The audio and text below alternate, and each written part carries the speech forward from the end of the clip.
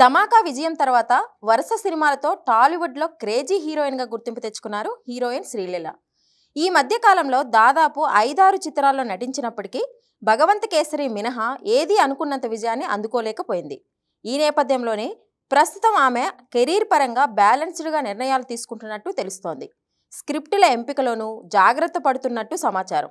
తాజాగా శ్రీలీలకు lucky chance వచ్చిందని వార్తలు వస్తున్నాయి. ఇంతకీ ఆ ఆఫర్ ఏమిటంటే, కోలీవుడ్ ప్రముఖ స్టార్ అజిత్ హీరోగా అదిక్ రవిచంద్రన్ దర్శకత్వంలో వస్తున్న సినిమా గుడ్ బ్యాడ్ అగ్లీ.